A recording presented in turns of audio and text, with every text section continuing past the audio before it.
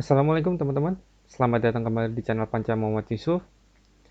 Pada video sebelumnya kita telah mempelajari bagaimana caranya membuat sebuah user flow dari mulai login account, sign up account, sampai dengan pembuatan food detailnya. Nah, selanjutnya kita akan melakukan pembuatan sitemap-nya, tapi sebelumnya sepertinya kita lupa memberikan judul pada project yang ini ya. Kita namakan aja ya user flow untuk memberikan judul ya. Kalian kasih judulnya di sini.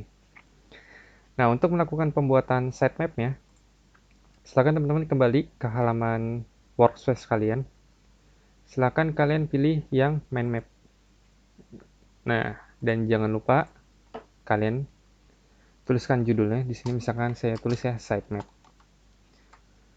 Nah, fungsi dari sitemap sendiri ini kita itu kayak semacam lebih merincikan apa aja sih yang ada dalam aplikasi kita seperti itu.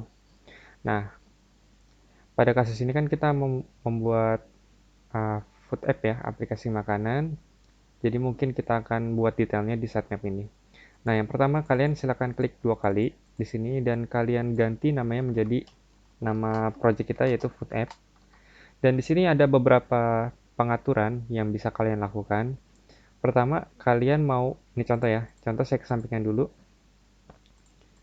Nah, di sini ada pilihan ya. Kalian mau ke bawah apa ke samping. Misalkan kalau kita buat seperti ini nih, kalian klik ke bawah. Nah, otomatis dia nanti akan ke bawah. Dan di sini bisa juga kalian ke samping. Nah, kalau saya biasanya pilih yang horizontal ini ya, supaya nggak terlalu ke samping melebar, tapi ke atas ke bawah. Lalu di sini ada option juga nih, kalian bisa memilih yang lentur atau curve, sama yang kotak ya atau angular. Bedanya apa? Jadi gini, misalkan kalau kalian pakai yang curve, ini kan kelihatan ya, kalau kalian ini tuh, dia itu melengkung. Tapi kalau kalian pakai yang angular ini, nah dia langsung tegak lurus ya teman-teman. Misalkan lagi itu, dia tegak lurus ya. Nah, selebihnya biarkan saja, nggak terlalu kepake juga. Berarti ini kita hapus dulu ya teman-teman. Nah, halaman pertama yang akan kita buat di sini yaitu halaman yang akan pertama kali diakses saat aplikasinya terbuka, atau yang biasa kita sebut dengan splash screen ya. Kalian ketikkan di sini splash screen, halaman splash screen, dan di halaman splash screen ini itu biasanya kan nggak banyak ya. Kita cuma butuh CTA button aja ya. Apa sih CTA button itu? Yang saya tahu kepanjangan CTA itu kan click to action ya. Jadi kalau seandainya buttonnya diklik, nanti dia akan melakukan sesuatu teman-teman. Nah oke, untuk splash screen kita buat seperti ini aja. Nah selanjutnya kita buat halaman yang kedua yaitu ada namanya onboarding screen. Onboarding screen. Tapi ini sebelumnya saya mau buat dia yang curve ya, biar lebih enak dilihat.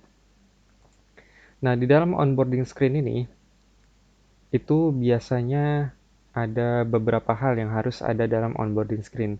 Yang pertama pastinya kita butuh namanya CTA button. CTA button di sini itu fungsinya untuk tombol yang bisa mendirect ke halaman lain misalkan seperti itu. Nah, yang kedua ada yang namanya CTA link. Nah, pada onboarding screen di sini itu kan biasanya itu kalau saya pribadi ada 3 halaman ya. Nah, misalkan ada user yang sudah pernah menggunakan aplikasi kita dan tidak ingin melihat onboarding screen ini, itu bisa menekan tombol CTL link nih. Atau mungkin biasa kita sebut dengan ini ya, skip. Nanti kita namanya skip maksudnya. Nah, terus yang terakhir kita butuh namanya progress bar. Progress bar. Fungsinya untuk apa? Supaya user itu tahu dia itu lagi di onboarding screen yang halaman keberapa. Misal, anggap saja onboarding screen-nya ada 5 halaman. Jadi dia tahu nih si usernya, dia ada di halaman yang keberapa. Nah, setelah kita membuat splash screen ini dan onboarding screen, selanjutnya kita mungkin akan buat halaman pendaftaran ya. Atau kita sebut dengan sign up. Nah, di dalam sign up ini, kalian tentukan personal data apa saja yang harus ada di dalam aplikasi di dalam halaman screen up ini, sync up ini. Nah, biasanya yang pertama, mungkin kita buat full name ya. Full name. Nah, untuk membuat baru, kalian bisa klik yang ini, atau kalian bisa tekan enter ya di sini. Nah, sama aja. Setelah itu kita butuh email, dan yang pastinya kita butuh password ya. Atau mungkin mereka yang males nih ngetik-ngetik email, password, dan full name-nya, mungkin kita bisa sediakan juga pendaftaran melalui Google ya. Berarti kita tulis aja Google ya. Nah, setelah itu kita butuh yang namanya CTA button juga untuk registrasinya, dan mungkin CTA link-nya. CTA link di sini mungkin kita peruntukkan nantinya untuk user yang telah mendaftar ya. Jadi misalkan apakah Anda sudah memiliki akun? Jika sudah, masuk ke sini ya gitu ya. Nanti kita buatnya CTA link aja. Nah, selanjutnya setelah kita membuat halaman sign up, kalau kita ngeliat ini ya, kalian balik ke food app, mungkin saya akan buka ini ya, double tap, biar kita bisa ngeliat juga user flow yang telah kita buat sebelumnya. Selanjutnya mungkin kita buka dulu. Selanjutnya setelah kita membuat sign up, kalau kita lihat di sini ya, kita kan butuh yang namanya phone number screen ya. Ini mungkin kita namakan sign up screen. Lalu di bawahnya mungkin kita buat namanya phone number screen ya.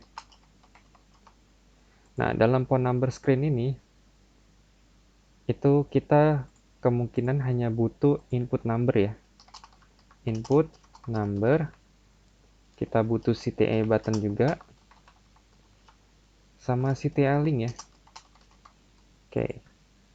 Nanti kalau kalian masih bingung apa itu CTA button dan CTA link, nanti kan kita bahas di wireframe ya, biar lebih jelas ya. Kalau di sini kan masih kayak awang-awang ya. Apa sih awang-awang itu? Kayak ngebayang. Nah, nanti di wireframe ini kita lebih perjelas lagi apa itu CTA button dan CTA link. Nah, selanjutnya setelah kita membuat phone number screen, kalau kita lihat lagi ke user flow-nya, kita butuh namanya verification screen ya. Nah, di sini kita tulis verification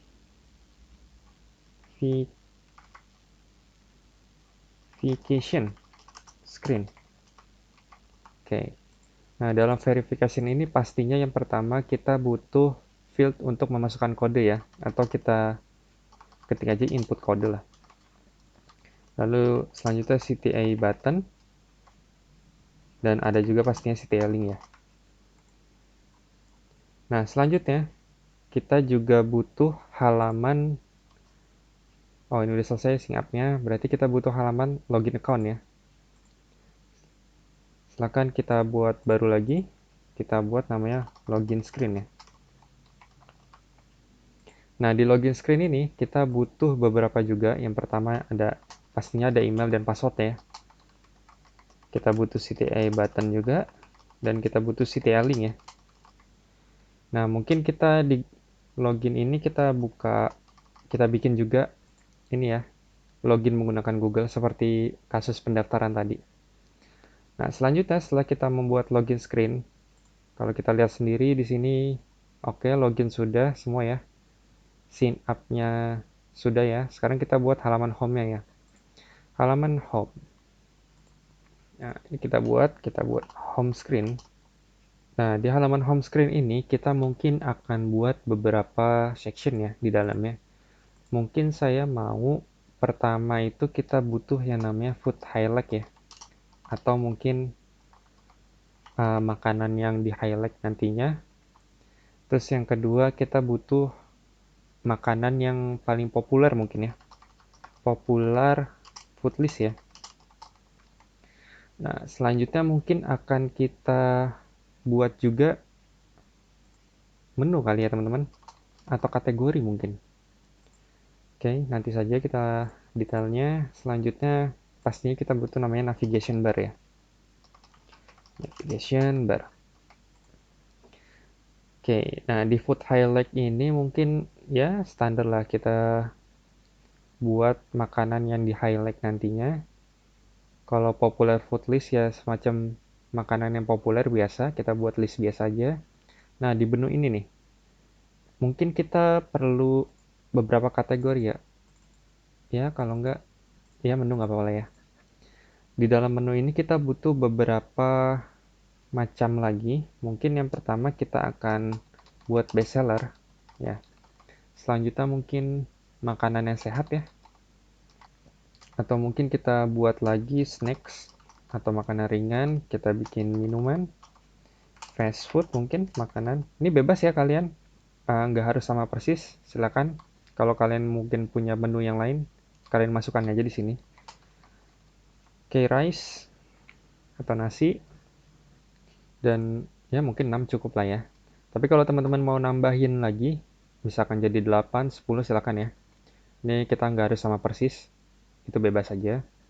Nah, selanjutnya di navigation bar ini, kita butuh beberapa ya. Mungkin pertama pastinya home. Kita butuh menu home.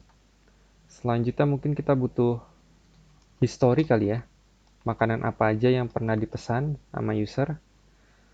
Mungkin kita buat keranjang ya, keranjang pemesanan. Dan dimana keranjang pemesanan ini kita buat pages biasa lah. Selanjutnya mungkin kita buat profile ya, profil penggunanya. Oke, sepertinya ini cukup untuk navigation bar-nya. Selanjutnya yang terakhir mungkin kalau kita lihat di sini ya, kita butuh detail food ya, detail makanan. Kita buat satu halaman baru lagi namanya detail screen. Oke, ini kita perbesar dulu biar kelihatan. Nah, di dalam detail screen ini mungkin kita butuh beberapa hal ya. Yang pertama pastinya kan ya gambar makanan ya, apalagi. Kan itu yang akan dijual nantinya kan. Selanjutnya kita pastinya butuh, mungkin kita kasih deskripsi singkat kali ya. Short description ya. Selanjutnya mungkin kita bikin total ordernya berapa atau total pemesanannya. Kita bikin CTA buttonnya. Dan yang terakhir mungkin kita akan kasih produk makanan yang lain ya, yang sejenis mungkin ya. Nah, berarti kurang lebih kita telah selesai melakukan pembuatan sitemap-nya untuk kasus food tab ini. Nah, sebelumnya kita baca lagi ya dari ulang teman-teman. Yang pertama pastinya kita membutuhkan halaman splash screen atau halaman yang akan pertama kali diakses oleh user nantinya. Ya, biasanya ini isinya kayak semacam logo atau ada button, ya kayak gitulah. Kalian bisa cari referensinya mungkin di Dribbble, kalian ketikanya splash screen, nanti banyak muncul splash screen sejenis ya. Kalian bisa jadikan inspirasi juga di situ. Yang kedua, kita membutuhkan onboarding screen, di mana onboarding screen ini biasanya hanya muncul saat user pertama kali menginstal aplikasinya. Jadi kayak semacam perkenalan aplikasi yang akan user pakai, seperti itu. Nah, untuk onboarding screen ini kita simpel aja, kita butuh CTA button, kita butuh CTA link, dan yang terakhir kita pastinya butuhin progress bar supaya nantinya user yang menggunakan aplikasi ini itu tahu mereka sedang di halaman berapa. Karena onboarding screen ini umumnya itu lebih dari satu ya teman-teman. Mungkin bisa 3, 5, bahkan lebih banyak lagi. Selanjutnya kita memiliki halaman sign up screen atau halaman pendaftaran, di mana di halaman pendaftaran ini kita membutuhkan beberapa personal data yang mungkin kita butuhkan gitu ya. Cuma di sini kita membutuhkannya singkat saja. Kita hanya perlu full name, email, dan password. Loh, kenapa nggak kita lengkapin aja misalkan kayak umur, segala macam, lokasi. Kenapa nggak dimasukkan di halaman pendaftar ini? Karena kalau seandainya semua personal data yang kita butuhkan itu kita masukkan ke halaman pendaftaran ini, khawatirnya nanti user itu akan terlalu banyak ya memasukkannya. Mereka yang tadinya mungkin ingin buru-buru mencoba aplikasinya, tapi karena pendaftarannya yang terlalu banyak atau terlalu ribet requirement-nya, si user nantinya tidak akan jadi untuk melakukan atau mencoba aplikasi ini. Makanya itu di sini kita hanya sedikit saja, kita mungkin butuh full name, email, dan password. Mungkin satu lagi kita tambahkan Google ya, mungkin yang usernya males ngetik-ngetik kayak gini, itu bisa langsung login menggunakan Google. Dan di halaman pendaftaran, di halaman yang sama, kita butuh juga namanya CTA button dan CTA link ya. Nah, selanjutnya di halaman phone number screen ini atau halaman masukkan nomor telepon ya. Simpel aja, kita butuh input number atau nomor teleponnya, CTA button dan CTA link-nya. Selanjutnya di halaman verifikasi screen ya, itu hanya membutuhkan input code, CTA button, dan CTA link. Nah, selanjutnya di halaman login screen ini, atau halaman yang jika user telah mendaftar ya, kita membutuhkan email, password, CTA button, CTA link, dan Google ya. Sama seperti tadi, kalau misalkan usernya malas untuk ketik-ketik, kita sediakan Google juga biar lebih mudah.